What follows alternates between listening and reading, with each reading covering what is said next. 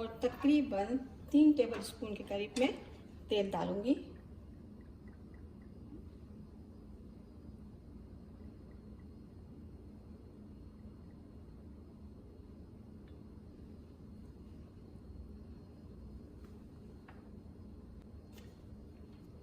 अब मैं इसे ढक दूंगी और चूल्हा ऑन कर दूंगी।